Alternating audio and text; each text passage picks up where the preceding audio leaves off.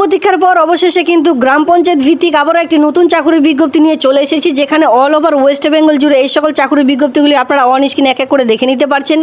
তবে আজকের যে রিক্রুটমেন্টের নোটিশটি রয়েছে সেখানে কিন্তু আপনাদের প্রচুর গ্রাম পঞ্চায়েতের নামের সঙ্গে সঙ্গে এখানে কোনো রকম অভিজ্ঞতার প্রয়োজন নেই। জাস্ট শুধুমাত্র মাধ্যমিক পাস শিক্ষাগত যোগ্যতা থাকলে এখানে কিন্তু আবেদনটি করে নিতে পারছেন।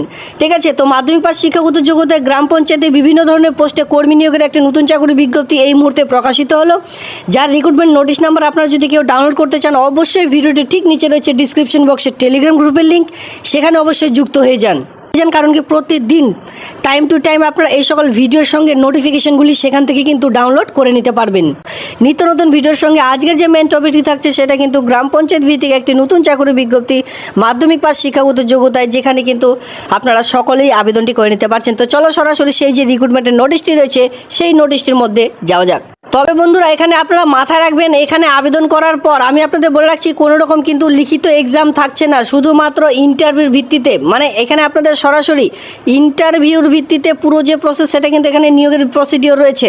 তো সবার প্রথমে এখানে আপনাদের মাধ্যমিকের যে অ্যাডমিট কার্ডটি রয়েছে সেটা কিন্তু এখানে লাগবেই। যাদের কাছে মাধ্যমিক অ্যাডমিট নেই তারা কিন্তু এখানে আবেদন করতে পারবেন না। সবার প্রথমে দেখতে পাচ্ছেন আবেদনকারীর নাম, এরপরে গ্রাম পঞ্চায়েত, আপনি যে গ্রাম পঞ্চায়েতের আন্ডারে বসবাস করছেন সেই গ্রাম পঞ্চায়েতে যেহেতু চাকুরিটি পাবেন সেক্ষেত্রে আপনার গ্রাম পঞ্চায়েতের নাম, এখানে আপনার নাম। এরপরে দেখতে পাচ্ছেন জন্ম তারিখ, ডেট, মান্থ, ইয়ার, এক এক করে আপনাদের ডেট, এরপরে মান্থ, এরপরে ইয়ারটি আপনারা বসিয়ে দিলেন, যেটা কিন্তু মাধ্যমিকের অ্যাডমিট কার্ডে রয়েছে সেটা হুবহু বসিয়ে দেবেন। এর সঙ্গে দেখুন এখানে আপনাদের বয়স থাকতে বলা হয়েছে 1/1/2024 অনুযায়ী টোটাল বয়স কত সেটা এখানে বসিয়ে দিলেন।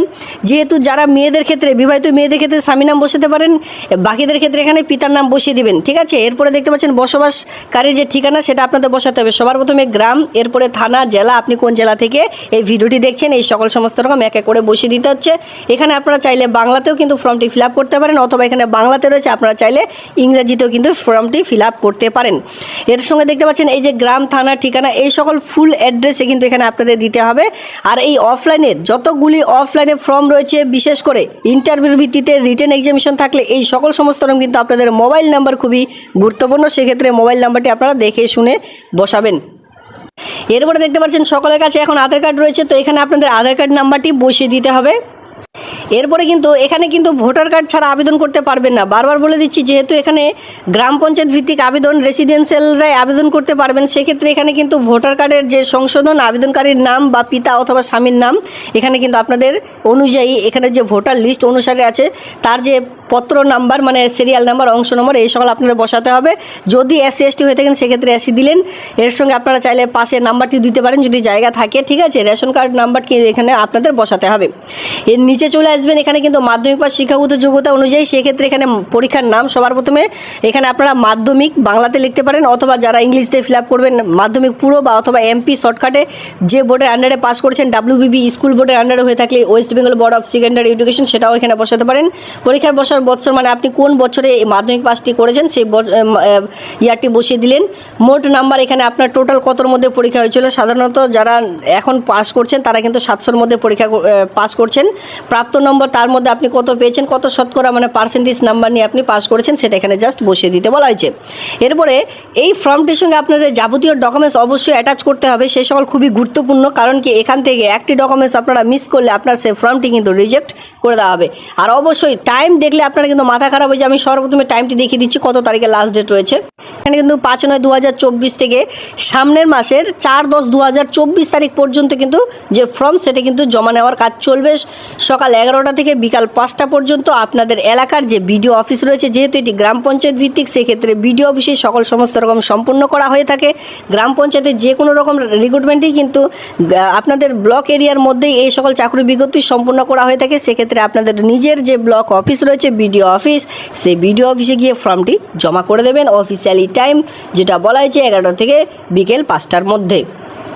দেখুন এখানে যে সকল ডকুমেন্টসগুলো অ্যাটাচ করতে হবে, সবার প্রথমে মাধ্যমিকের অ্যাডমিট কার্ড, এর সঙ্গে রঙিন পাসপোর্ট মাপের ছবি, এখানে দুটো কিন্তু একসঙ্গে বলা হয়েছে, একটু দেখে শুনে বুঝে ঠিকঠাকভাবে বসাবেন। 5 টাকার ডাক টিকিট সহ নিজ ঠিকানায় লেখা খাম, একটি খামের মধ্যে তো আপনারা সকল সমস্ত রকম জমা করছেনই, অতিরিক্ত আরেকটি খাম দেবেন যার মধ্যে আরও একটি 5 টাকার ডাক টিকিট, মানে 5 টাকার ডাক টিকিট আপনাদের কটি লাগছে, এখানে দুটো লাগছে, খাম কটি লাগছে, এখানে কিন্তু খাম দুটো লাগছে, কারণ একটি খামের মধ্যে ভরে জমা করবেন। সরাসরি তো ডকুমেন্টস জমা করা যায় না অফিসিয়ালিভাবে, ঠিক না, তো খামে ভরে জমা করতে হবে। আরেকটি অতিরিক্ত খাম আপনাদের সেখানে কিন্তু দিতে হবে, কারণ সেই খামের মধ্যে আপনাদের পরবর্তীতে বাই পোস্টের মাধ্যমে জানিয়ে দেওয়া হবে আপনাদের ইন্টারভিউর তারিখ সকল সমস্ত রকম। এর সঙ্গে মাধ্যমিক বা তার সমতুল্য অ্যাডমিট কার্ড বা জন্ম তারিখের শংসাপত্র, মাধ্যমিক পরীক্ষার মার্কশিট অবশ্যই এখানে প্রয়োজন পড়বে, ভোটার কার্ড এবং রেশন কার্ড, ঠিক আছে, যে কোনো একটি, এবং বলছে এখানে যেহেতু, ঠিক আছে, এখানে এরপরে দেখতে পাচ্ছেন এসসি এসটি শংসাপত্র, যদি আপনারা গোষ্ঠীর ওয়ার্কার হয়ে থাকেন সেক্ষেত্রে দিবেন, যাদের কাছে একত এক্সপিরিয়েন্স রয়েছে এই সকল, আর ভোটার তালিকা এখানে আপনাদের দিতে বলা হয়েছে। নিচে কিছুই নেই, নিচে জাস্ট এখানে রয়েছে ঘোষণাপত্র, এখানে আপনারা স্থান তারিখ যেদিন ফর্মটি জমা করবেন তার স্থান এবং কি তারিখটি দিয়ে নিচে দেখতে পাচ্ছেন আবেদনকারী পূর্ণ স্বাক্ষর, এখানে জাস্ট আপনাদের পুরো যে সিগনেচার সেটা করে দিয়ে এই যে কয়েকটি ডকুমেন্টসের কথা বললাম প্রত্যেকটি কিন্তু সেলফ অ্যাটাস্টেড করে ফর্মটি জমা করবেন, নাহলে একেবারে ফর্মটি রিজেক্ট করে দেওয়া হবে, ঠিক আছে। সেলফ অ্যাটাস্টেড করে খামের মধ্যে ভরে ভালো করে আঠা লাগিয়ে তারপর আপনারা ফর্মটি জমা করবেন। তাছাড়া ফার্স্ট পেজে আসলে এখানে কিন্তু আরেকবার বলা হয়েছে, কারণ এই অংশটি বারবার করে বলার কারণ হচ্ছে একটাই, যে এখান থেকে যাতে করে কোনোটাও মিস না হয়, যদি থাকে প্রযোজ্য যেটা বলা হয়েছে শুধু সেটা বাদ দিয়ে যদি থাকে তো অবশ্যই সেখানে কিন্তু দিতে হবে, নইলে কিন্তু ফর্মটি একেবারে রিজেক্ট করে দেওয়া হবে। এই জন্য এখানে বারবার করে এই সকল পয়েন্টগুলি উল্লেখ করে দেওয়া হয়েছে। আর একবার যদি ভুল নোটিফিকেশনও দিয়ে দিচ্ছেন, সে ফর্মটি একজন আবেদনকারী কেবলমাত্র একটি আবেদনপত্র জমা করতে পারবেন। যদি ফর্মটি জমা করে দিচ্ছেন পরে মনে হচ্ছে যে কোনো জায়গায় ভুল ছিল, আরেকবার ফর্ম জমা করবেন, তাহলে কিন্তু দুটো ফর্মই রিজেক্ট করে দেওয়া হবে। এইখানে এটাই বলা হয়েছে যে একজন কিন্তু একের বেশি অধিক ফর্ম জমা করতে পারবেন না, নইলে কিন্তু বাতিল বলে গণ্য করা হবে। তো এখানে বয়সের কথা চলে আসি, যেখানে আপনারা বয়স দেখতে পারবেন 1/1/2024 অনুযায়ী 30 থেকে 40-এর মধ্যে আপনাদের কিন্তু বয়স লাগবে। যারা এসসি, এখানে কিন্তু এসসি এসটিরা বিশেষ ছাড় পেয়ে যাচ্ছেন, যেখানে কিন্তু আপনারা 22 থেকে 40 বছরের মধ্যে হয়ে থাকলে, ঠিক আছে, 22+ যারা রয়েছেন এসসি এসটিরা তারা কিন্তু 22 বছর থেকে এখানে আবেদন করতে পারবেন, 22 থেকে 40 বছর পর্যন্ত। আর যারা জেনারেল রয়েছেন এসসি এসটি বাদ দিয়ে যারা জেনারেল ক্যান্ডিডেট রয়েছেন সকল সমস্ত রকমের জন্য কিন্তু 30 হতে হবে, ঠিক আছে। আপনার যদি বয়স হয় 28 তাহলেও কিন্তু এখানে আর আবেদন করতে পারবে না, 30 থেকে 40 বছরের মধ্যে বয়স হতে হবে, তারপরে কিন্তু এখানে আবেদনটি করতে পারবেন। তাছাড়া এখানে বয়সের ছাড় পাবেন না, 22 থেকে 40-এর মধ্যে এসসি এসটি কিন্তু এখানে বয়সের ছাড় পেয়ে যাচ্ছেন। আর এখানে দেখতে গেলে মাধ্যমিক পাস অনুযায়ী আপনারা এখানে আবেদন করতে পারবেন, মাধ্যমিক পাস সমতুল্য পরীক্ষায় উত্তীর্ণ হতে হবে। উচ্চতর শিক্ষাগত যোগ্যতা প্রার্থীরা আবেদন করতে পারেন, সেক্ষেত্রে তার যে মূল্যায়ন সেটা কিন্তু এখানে দেওয়া হবে না। ধরুন আপনারা এইচএস পাস করেছেন, ঠিক আছে, এইচএস এখানে দিচ্ছেন, তার যে মূল্যায়ন মানে কত পার্সেন্টেজ নাম্বার পেয়েছেন সে অনুযায়ী কিন্তু এখানে মূল্যায়ন করা হবে না। মাধ্যমিক পাসের যে নাম্বার সেটা দেখেই কিন্তু আপনাদের ইন্টারভিউতে ডাকা হবে, আর ইন্টারভিউ ঠিকঠাক হয়ে গেলে আপনারা এই কাজটি কিন্তু পেয়ে যাবেন। তো অনেকে বুঝে গেছেন এই কাজটি কোন কাজ, এটা কিন্তু দেখতে পাচ্ছেন কেবলমাত্র বিধবা, যারা বিবাহিত রয়েছেন, বিধবা রয়েছেন, আদালত কর্তৃকভাবে ডিক্রামূল্যে বিচ্ছিন্ন মহিলারা রয়েছেন, তারাই আবেদন করতে পারবেন। কোন পোস্টের জন্য? আশাকর্মী নিয়োগের একটি নতুন চাকরি বিজ্ঞপ্তি এই মুহূর্তে প্রকাশিত হয়েছে। এবার এখানে বলে দেওয়া হয়েছে যে আপনারা যে খামটিতে ভরে ফর্মটি জমা করবেন এইভাবে করে কিন্তু খামটির উপরে এইভাবে করে লিখতে হবে, ঠিক আছে। Application for the post of, আপনি কোন পোস্টের জন্য আবেদন করতে চান, আপনার ভিলেজের নাম, এরিয়ার নাম, ঠিক আছে। এর সঙ্গে দেখতে পাচ্ছেন অ্যাপ্লিকেশন নেম এইভাবে করে লিখতে হবে। সকল সমস্ত কিন্তু খামে কীভাবে উঠাতে হবে এই প্রত্যেকটি কিন্তু এইভাবে করে উল্লেখ করে দেওয়া হয়েছে।